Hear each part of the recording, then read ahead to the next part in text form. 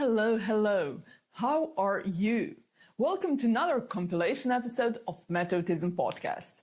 I'm your host, Klara, and today we're focusing on employment, a topic that deeply affects everyone. For job seekers, work provides purpose, financial stability, and better quality of life. For employers, it means gained, talented, and motivated team members who bring fresh perspectives and skills to improve the workspace. Yet, the reality is that many qualified people still face barriers when entering the workforce, especially autistic people, as the studies showed that 75 to 90% of autistic people in Europe are unemployed despite their qualifications and skills. Some very appreciated skills include pattern recognition, logical thinking, and attention to details, which are highly sought after in many industries. On our podcast, we had many guests who spoke about employment, highlighting not only challenges but also opportunities, as well as what true inclusivity in the workplace can look like. Our first lesson comes from Green ASC,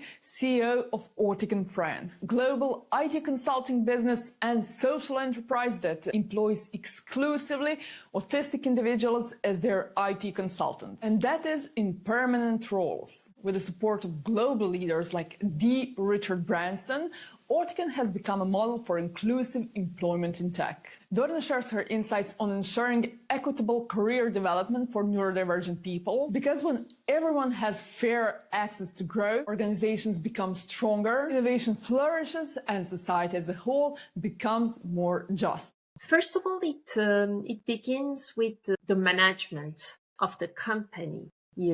Having a top-down approach of putting neurodivergence in the agenda of the company and learning managers to manage neurodivergent people. I talk with other managers in the companies and I give the example of someone with ADHD, and I ask them how many times you had maybe people with ADHD in your team and you weren't able to know how people is working, what's his need and how to manage. And 90% of the time people say, yes, I had people with ADHD in my team and I didn't know how to manage that people. It's really common, very usual in the workplace. So the first thing is really to giving the key to first line managers, to directors, to know how to manage those people. It helps them because 20% of the population is already neurodivergent. In the organization, statistically, you have 20%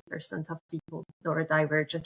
So giving the key to managers is the first step. And by doing that, the organization can put in place a dynamic of people and career management where they put people where they feel they can bring the best value, where they are the best of their competency, and not only their know-how, but also what they like to do, what they want to do, and where they bring value. And by doing this, you will have an organization which is inclusive and where people feel very comfortable being there in their place and willing to go beyond and to progress in their career. Our next lesson comes from Professor Dr. Sylvia Keller, who teaches labor integration at the University of Applied Studies in Germany, and she specializes in workforce participation. She reminds us that while some neurodivergent people work in sheltered employment, autism is a spectrum, and many autistic people are fully capable of thriving in mainstream workplace. Sylvia shares best practices from transitioning from shelter to mainstream workplace, so more individuals can access bigger career pool according to their skills and knowledge. In Europe, there are many best practices for transitioning from sheltered employment to the mainstream labor market. Here I can give you some examples from Belgium, Cyprus, Germany, and Slovenia that showcase successful models and innovative approaches. And these examples come from us and our partners in the Erasmus Plus project include 3. Let us start with Belgium, for example. In Belgium, there is the Agency of Independent Living in the German-speaking community of Belgium.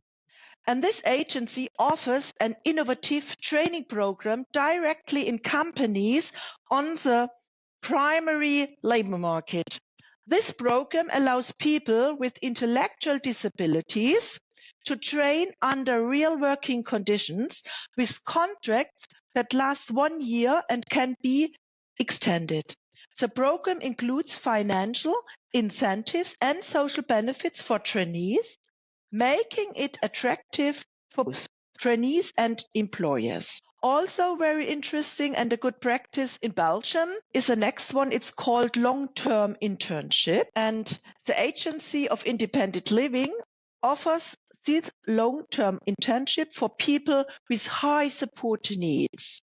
These internships serve as a trial periods in work situations outside sheltered workshop with the option to return to sheltered employment if necessary. If it doesn't work outside, then they can come back into sheltered working system. That's Belgium, 2 examples. Coming back and have a look to Cyprus. Cyprus, in my point of view, is very interesting as well, and I'm really keen on meeting our Cyprus partner in September. We are going to travel there. But let us come back to the best practice. There is a foundation called Christos Stylio Foundation.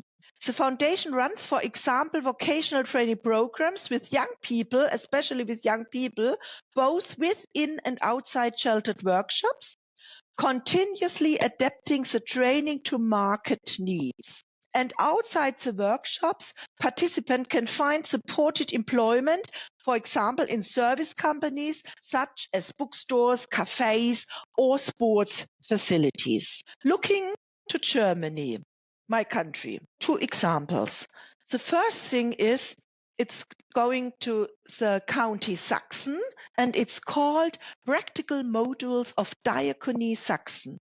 This modular system allows people with intellectual disabilities to acquire recognized qualification in 11 professional fields at their own pace, which is very, very attractive, thinking of people who needs high support needs, And another thing is alternative vocational training, which the program offers direct access to vocational training on the primary labor market for students from special schools supported by job coaches. And to the model or the concept of job coaching, I'm coming back later on in the interview. So looking to Slovenia. Slovenia's approach includes individualized vocational rehabilitation programs that assess participants' abilities and help them find suitable jobs. An example is the Druga Violina restaurant, which provides jobs for people with disabilities and teaches them basic gastronomic skills. Well, and these models I've just introduced to you emphasize empowerment, participation, and close collaboration between various actors and institutions. And for those who are interested, our project website includes 3, offers a comprehensive overview of our work. The project aims to facilitate the transition of people with cognitive impairments from sheltered employment to the primary labor market in Europe. It identifies and disseminates examples of good practice and includes develops guidelines and inclusive materials for people with cognitive impairments, inclusion experts and counselors. It also develops a supportive counseling method and a corresponding curriculum. The goal is to prepare people for specific market opportunities through vocational education and counseling, thereby creating sustainable and appropriate employment in regular job setting. Next lesson comes from Carsten Lessen, CEO of Specialisterne Denmark, a globally respected leader transforming workplaces by harnessing abilities of autistic and other neurodivergent individuals. And they know that employing neurodivergent people creates impact far beyond the individual or the company. It impacts society as a whole. And here is the proof. Harvard Business Review had done a couple of studies showing that neurodivergent or autistic people are 60 to 80% faster than their neurotypical peers if the task is properly scoped. And we have similar results coming from JP Morgan. We have helped onboard quite a lot of people in the financial sector. That is amazing. But also, I believe in Denmark, you have studies that also show economic relief when people are transferred from welfare to proper employment, let's say that way. We've done a study in Denmark we call like the social return of investment. And the studies in Denmark at least shows that if you move a person from social welfare into being like self-supporting, tax-paying citizen, there is a net revenue of 250,000 Danish kroner every year, for the rest of their lives. To get that in euros, you would have to divide it by 7.5. Of course, in Denmark, the salaries are high, cost of living is high. It should be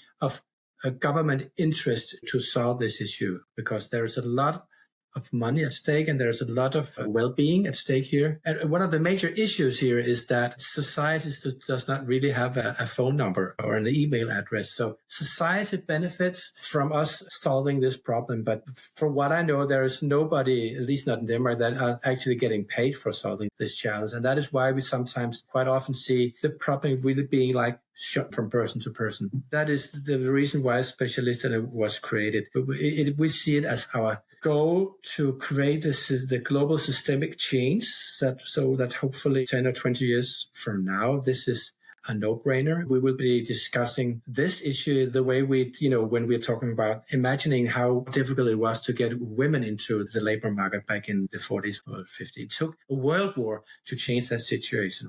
Nowadays, it's a no-brainer, of course. Next, we hear from Maja Puškarić, an educator, branding expert, and entrepreneur who is also mother of Gabriel, 17-year-old teenager who has Asperger's syndrome.